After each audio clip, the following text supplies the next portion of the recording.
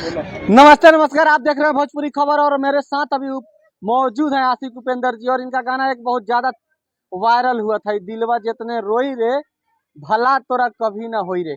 और इतना ज्यादा ये गाना वायरल था कि मैं हर लाइव में आके इस गाने को प्रमोट किया था। मेरे जितने फॉलोअर्स हैं भोजपुरी खबर के, वो लोग ये चीज जो है वह खूब ही जानते हैं। तो आज मुलाकात हो गया है, क्या है कि ये व्यास जी जो हैं बिहार में कम और नेपाल में ज्यादा रहते हैं। तो आज बड़ी मुशक्कत के बाद इनसे मुलाकात हुआ है। जानते हैं कहाँ? मोतिहारी जिला के ललबेगिया घाट पर। और देखिए अभी हम घाट के नीचे, बांध के नीचे मौजूद हैं और इनसे मुलाकात हुआ है मात्र 10 मिनट के लिए। तो चलिए आप लोग को गाना भी सुनाएंगे और उस गाने का राज क्या है वो भी बताएंगे। दरअसल मैं आया था धनंजय धड़कन का इंटरव्यू करने ललबेगिया। सभी लोगों को पता है कि ललबेगिया घर है धनंजय धड़कन का, लेकिन धनंजय धड़कन किसी कारणवश मुझे नहीं मिले, वो कहीं चले गए प्रोग्राम पे। कोई बात नहीं, मुझे टेंशन नहीं है इस बात का। मुझे उनके फूफा जी मिल गए, ये धनंजय धड़कन का फूफा जी हैं और उनसे मुलाकात हो गया। और गाना गाने में धनंजय धड़कन से भी आगे हैं और सारा राज आपको इस वीडियो में बताएंगे। चलिए आज बात करते हैं। सबसे पहले स्वागत है उपेंद्र जी आपका। जी नमस्कार, प्रणाम। आपके जितने चैनल के माध्यम से जितने भी हमारे दर्शक देख रहे हैं, सब कोई का नमस्कार प्रणाम तहे दिल से है।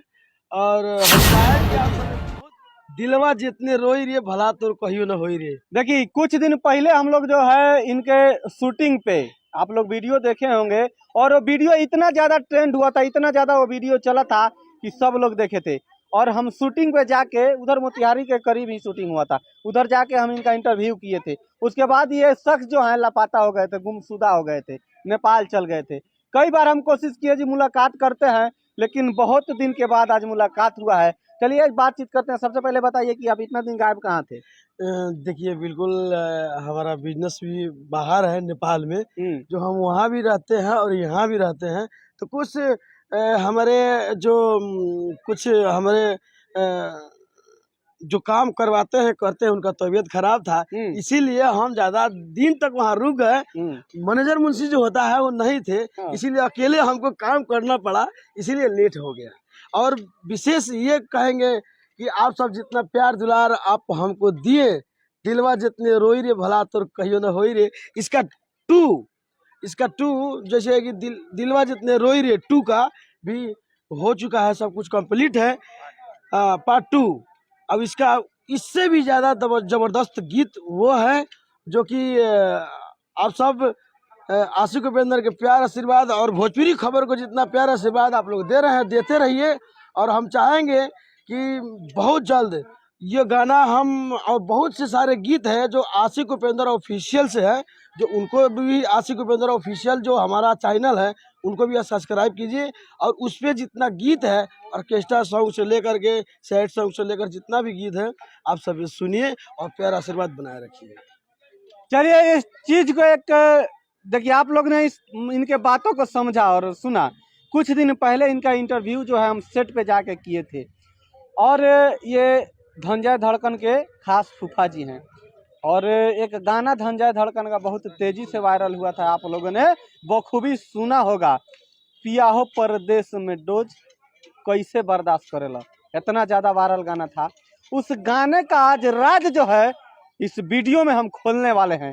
आखिर वो गाना इतना ज्यादा वायरल कैसे हुआ था, चलिए उनके फूफा जी से जानते हैं कि ये गाना वायरल कैसे हुआ था, उसका राज क्या था, क्या राज था उस गाने राज ये था, उस गीत को कोई भी गीत हम गाते हैं नेपाल चले जाते हैं। तो वो गाना हमारा डेस्कटॉप पर 15 दिन 20 दिन 1 महीना जरूर रह जाता है।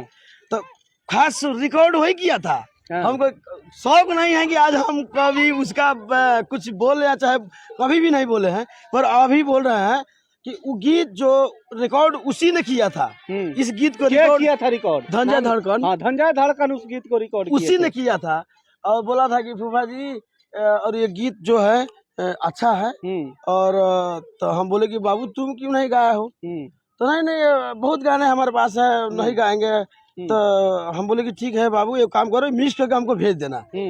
जब तक सुनते हैं 15 दिन के बाद ढाका केसीपी कोई स्टूडियो है, हाँ हाँ, कोई भी हो ढाका से गा दिया। और डीजे सिनोद का हाँ। उसका ट्रैक म्यूजिक था, हाँ, म्यूजिक था। डीजे सिनोद मेरे यहाँ का, हाँ, शंकर सरैया का। हाँ, वहाँ से गाए। हम पूछे कि उसके बाद में जब गाना बजने लगा हाँ। तो हमको कोई आदमी फोन किया कि भाई हाँ, कौन? अरुण बिहारी, जिसका सोहर आज भी बजता है, आज भी बजता है उनका सोहर बहुत। उनका नाम है अरुण बिहारी। हाँ। उनका सोहर बहुत बजता है। वो भी करीबी आदमी है। वो भी बोले कि देखिए ये गीत आपका है, आप हमारे स्टूडियो में आए थे, हमारे स्टूडियो में रिकॉर्ड वही किया था, यही गाना बज रहा है उसी के आवाज में। और हमको पता नहीं है। तो बोल रहे थे कि नहीं, ये गाना बज रहा है। सही बात है कि हम तो पता किए, देखे तो हम तो नेपाल थे, तो बज रहा था गाना, ये बज रहा है, खूब बढ़िया से बज रहा है। तो हम पूछे कि बउआ क्या हुआ था? फूफा हम कहे तू ना रिलीज कर, तो हम ही कह दिली। हाँ, देखिए ये जो रियलिटी है, ओरिजिनल बात है, आप लोगों ने इस चीज को जान गया। 18 कितना में गाना रिलीज हुआ था वो?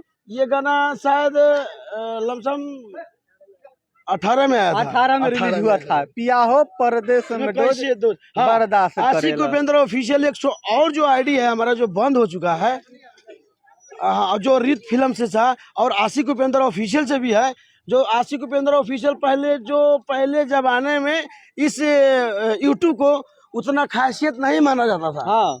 जो हम बनाए थे अब वो मोनेटाइज नहीं होने वाला है, इसीलिए उसको छोड़ दिए हैं। और जितने जो चश्मा लगा हुआ है आशिक उपेंद्र ऑफिशियल, जो कोट वोट में होंगे, चश्मा लगा होगा, वो रियल है, ज्यादा नहीं है उसका सब्सक्राइबर, लमसम 190 या 200 के आसपास भी है। चलिए, ये जो सच्चाई जो है उस गाने का आप लोगों ने बखूबी सुन लिया कि गाना किसका था, किसने गाया, वायरल कैसे हुआ और राज कौन कर रहा है। देखिए, राज करने का मतलब ये नहीं होता है कि जो सपोर्ट करके आपको धरती से आसमान तक पहुंचाए उस शख्स को भूल जाइए। आज हमने आया था इंटरव्यू करने किसी और का, और इंटरव्यू हो गया किसी और का, और जब इंटरव्यू करने इनका पहुंचा तो इन्होंने उस गाने का राज बताया। चलिए इस मुद्दे को खत्म करते हैं। विवादित बातें करने का शौक मुझे भी नहीं है, क्योंकि जो बीत चुका है वो बीत चुका है। पहले पूछ करा पले। और चलिए, बात तो बहुत होते रहेगा और मुद्दा भी बहुत ज्यादा है, लेकिन धनंजय धड़कन का बात करें तो ये उनके फूफा जी हैं, और बहुत सारा गाना जो है धनंजय धड़कन को ये दिए हैं कि लो बाबू तुम गा लो और तुम राज करो। चलिए, जानते कितने गाना आप बहुत से गीत हुआ है कि निमिया के पलंग रेशम के रजाई, जो देवी गीत था कि निमिया के पलंग रेशम के रजाई ओढ़ाउल रंग चुनरिया। क्या बात है। बाबा बनौले है विश्वकर्मा माई ऐसा तो बहिनिया, ये भी था। कहीं ना कहीं देखा जाए ना तो किसी को हिट होने में कहीं ना कहीं किसी का हाथ भी होता है। तो धनंजय धड़कन आज जो राज कर रहे हैं, पर वो साथ नहीं देता है, एक लिख धा लीजिए। देखिए, इनके दिल में दुख भी है कि वो साथ नहीं देते। चलिए छोड़ दीजिए उपेंद्र जी, उस बात को छोड़ दीजिए और अपना मुद्दा पे बात करते हैं, अपना गाने का चर्चा करते हैं। उस चीज को छोड़ दीजिए, पब्लिक बखूबी जानती है कि आपने क्या किया है और धनंजय धड़कन ने क्या किया है। चलिए सैड सॉन्ग का चर्चा करते हैं। सैड सॉन्ग एक और जो हमारे धीरे धीरे इंस्टाग्राम से हर चीज पर जो बज रहा है कि हे भगवान दिल काहे बनौला, टूट के हो जाता चूर, ओ बेवफा के सुंदर बना के कई देहनी गलती जरूर, हे भगवान दिल काहे बनौला, टूट के हो जाता चूर। ये भी गाना का इंस्टाग्राम पे भी रील बन रहा है। चलिए, आप लोग एक बात बता देता हूँ कि भोजपुरी इंडस्ट्री में सैड सॉन्ग कोई भी गाएगा, दिल से कह रहा हूँ और ऑन कैमरा कह रहा हूँ, जो आशिक उपेंद्र जी का आवाज मुझे दिल को छुपता है ना, पवन सिंह का भी आवाज नहीं छुपता है। और ये ऑन कैमरा करता हूँ दिल से, लव यू।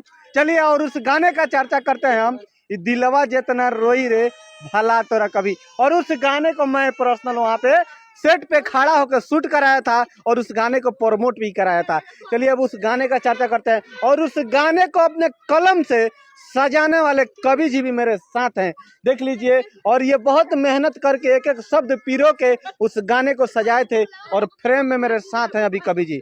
और उस गाने को अब सुनेंगे उपेंद्र भाई के मुंह से कि फिर से एक बार उस गाने को गा के सुना दे। चलिए शुरू हो जाइए। दिलवा जितने रोई रे भला तोरे कहियो न होई रे निंदिया तोरे बिंदिया ले गईल निंदिया तोरे बिंदिया ले गईल मुस्का मुस्का के खोई रे ई दिलवा जतने रोई रे भला तोरा कहियो न होई रे। इस धरती पे और इस इंडस्ट्री में ऐसे ऐसे गायक अभी मौजूद हैं कि आप लोग सुन के दंग रह जाइएगा। डोरी चोली और साया ब्लाउज पे गाने वाले गायक तो गा के 4 दिन आते हैं और 4 दिन में भूल जाइएगा। लेकिन जो भी मेरे फॉलोअर्स हैं और भोजपुरी खबर पे 33,000 और 10,000 43,000 फॉलोअर्स हैं, और जब भी मैं लाइव आता हूँ इस गाने को जरूर गुनगुनाता हूँ।